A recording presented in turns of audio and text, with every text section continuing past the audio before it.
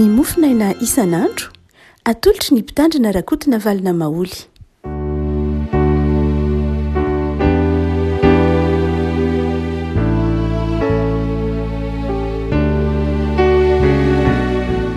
Raha-batsy rafana tratra ity sabotsy fa 8 ny volana jona ity ny mofinaina volahatra ho antsika dia ny pistily ny joda ny fa 4 sy ny fa 5. Pistily nosoatan'ny joda ny fa 4 sy ny fa 5 faminaran'i Jesoa ary ho an'izay maro anareo mba tsy ho tafitoina ary metraka anareo tsy hanatsiny eo anoloan'ny voninahiny amin'ny firavoravoana ho an'Andriamanitra tokana mpamonjy antsika amin'ny alalan'i Jesosy Kristy tompontsika ny voninahitra sy ny fahalehibiazana sy ny fahatanjahana sy ny fanjakana sy ny fahefana hatramin'ny taloha indrindra sy ankehitriny ary mandrakizay. Amen. Marana ny pistily nosoatan'ny joda moa izany tsodrano izany mandrakariva. Ny pistily dia saika ahitana tsodrano dia mahisy izany any Efesiana, misy izany any Koritiana, misy izany Romana. Dia eto dia ny pistily nosoatan'ny joda koa dia misy ny tsodrano. Na dia tsodrano izany nefa ilay izy dia misy lafin-javatra roa lehibe mampiavaka ity tsodrano ity. Voalohany dia ity tsodrano ity dia tsodrano izay mirary antsika mirary ny fiarovanaandriamanitra antsika, mirary ny fiarovanaandriamanitra antsika mba tsy hianjera. Rehafako ny atao hoe tsodrano amintsika malagasy dia tena zava-dehibe mihitsy amintsika ny toerana antsoina hoe tsodrano. Satria ny malagasy dia mino ny heriny antsoina hoe teny. Zava-dehibe amin'ny malagasy ny atao hoe teny. Betsaka no ampitenenana ahitantsika ny hoe ny vavasoa sakafo, ny teny soa sakafo. Ary malagasy dia nanome toerana ny teny ho fitaovam-pifandraisana nefa koa nametraka ny teny ho fitaovana firarian-tsoa.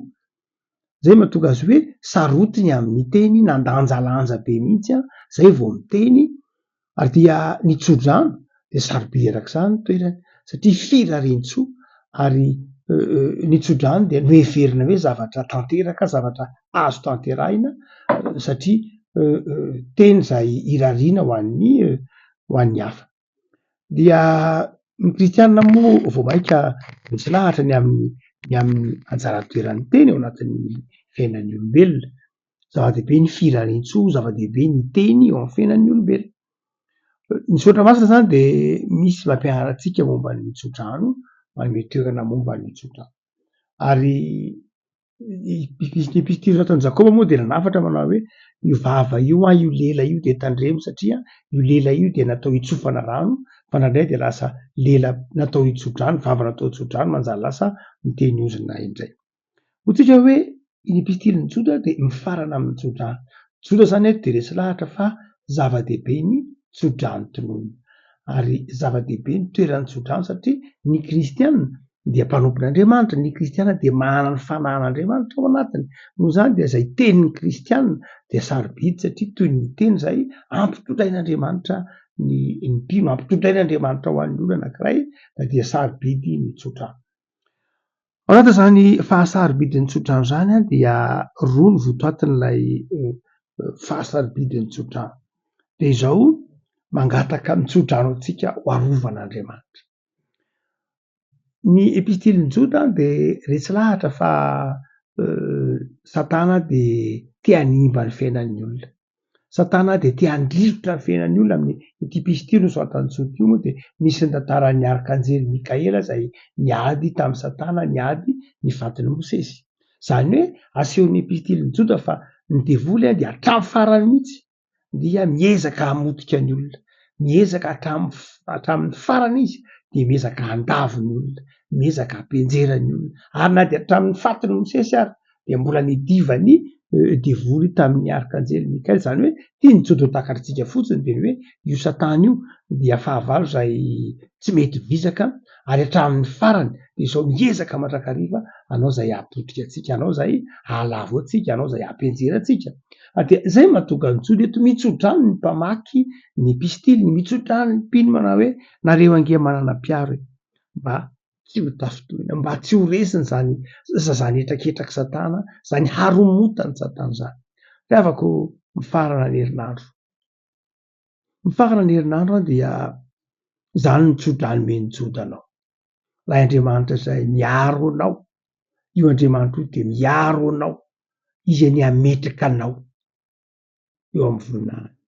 Zava-dehibe zany tsodrano zany rehefa ary irina ho tanterahin'ny tompo aminao hoe hiaro anao izy, hiaro atsika amin'ny etraketraky ny ratsy, hiaro atsika amin'ny fahatezeran'ilay ratsy na ny fialonan'ilay ratsy, ny fiadanam-potsika sy ny fahasambaratsika. Fa ny faharoa dia lay tsodrano koa dia amin'ny lafiny hoe mahasarobidy azy dia lay tsodrano dia mametraka atsika ho tsy hanatsiny. Zany hoe tsotra zany de manao hoe mitsodrano atsika mba tsy misy kianina, tsy misy tsiny, tsy homelika eo anatrehan'Andriamanitra. Nahoana moa zany no atao tsodrano fanatsika fa ny fahotana de nampisaraka atsika tamin'Andriamanitra ary tonga fahavalon'Andriamanitra ny olombelona rehefa nanotana, tonga fahavalon'Andriamanitra ny olona rehefa nanotana ary tsy mahay manao ny sitrapon'Andriamanitra intsony izy, tsy mahay manaraka ny sitrapon'Andriamanitra intsony izy satria nanota. Dia tsotra zany eto ny tsodrano manao hoe enganie mba tsy hanatsiny anareo eo anatrehan'Andriamanitra.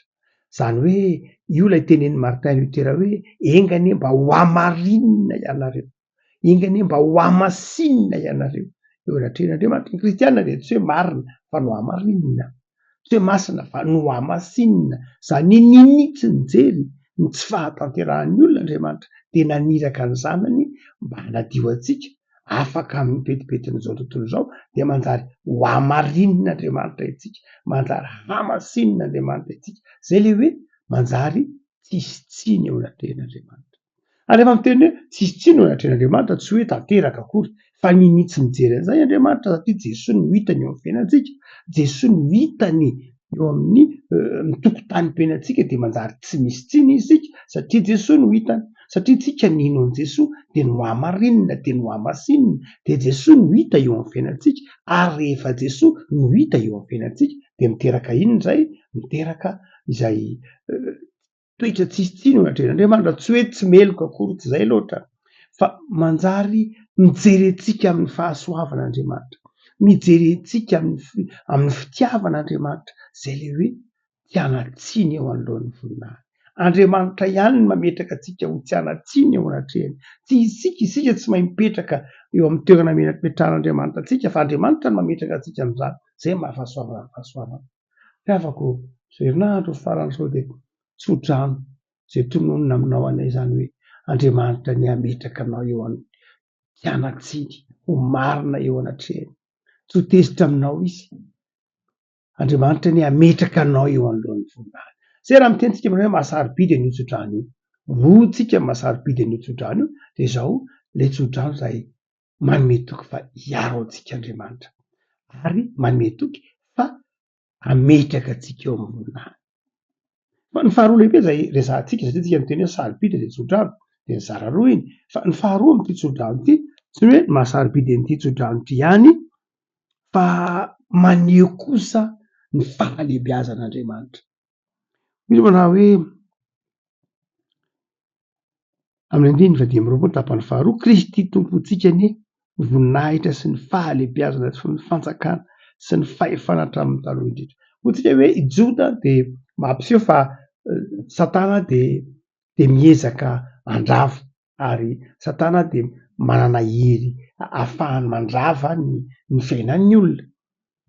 Dia eto zany i Joda de manazava manao hoe an'Andriamanitra ny fanjakana fa tsy an'ny Satana, an'Andriamanitra ny fahalehibiazana, an'Andriamanitra ny voninahitra, ilay ratsy de zao mpisandoka fotsiny, ilay ratsy de tsy manan-kery.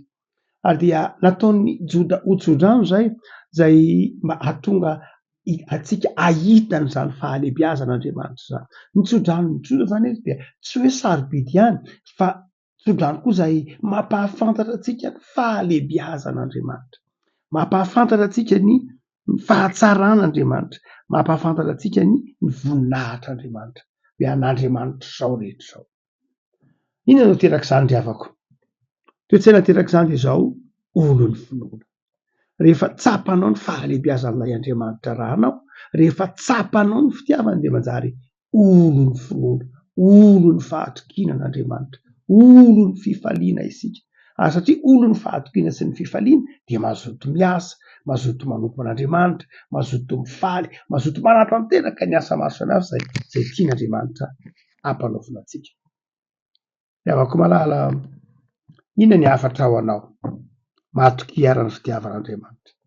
Engany ianao ahita zany fahalebiazan'Andriamanitra zany amin'ny isan'andronao, ary engany ahatsapy ianao fa lay Andriamanitra zay tomponao io, mitantana anao amin'izao herinandro faran'izao, ny Andriamanitra miaro sy miantra anao, ary eo akaiky ianao mandrakariva. Mivavaky sika. Tompo amin'izao zay noho ny amin'ity tsodrano zay tononona ho anay ity, dia mitory ny fahalebiazanao, ny fahatsaranao, mitory fa Andriamanitra miaro sy miantra anay ianao, mitory fa Andriamanitra zay miazona anay mba tsy ho tafitroana ianao. Saotra tompony amin'izao herinandro mifaranay zao, saotra noho ny tompom-pitiavana manokana tsampanay nomenao anay teo amin'ny fiainanay, dia taio Tompo, nifakasitrahanay ianao noho ny fitiavanao mahagaga ka mahavelona hatrampamonjenanay mandraka ankehitriny. De tahio ny isan'andro. Ny hamarino aminay zany tsodrano zany fa miaro anay ianao, ary indrindrandrindra mametraka anay eo anatrehan'ny voninahitrao, ka manjary mahatsapa ny voninahitrao zahay amin'ny fiainanay isan'andro. Amin'izao herinandro faran'izao de mametraka ny herinandro fahavosady eo am-pelantananao, mitahy anay Jesoa, ary mamondrafo aminay, havaozy ny fanorontenanay, hitoetra mandrakariva aminao Andriamanitra. Vaovao ny herinandro, aoka tsarovanao amin'ny famondraam-pono zay ka raha nety nisy nampalahelo anao nataonay tamin'ny herinandro dila nivadika anio iny, de tahio zany Tompo mba ho vaovao kosa indray ny herinandro vaovaonay, herinandro ambany famondram-ponao, herinandro ambany fitiavanao ka hitiavanay ny namanay, hitiavanay ny mpiara-belona aminay, hitiavanay ianao Andriamanitra. Misaotra Jesoa, afaka mametraka ny fiainanay ambany fitainao. Amen.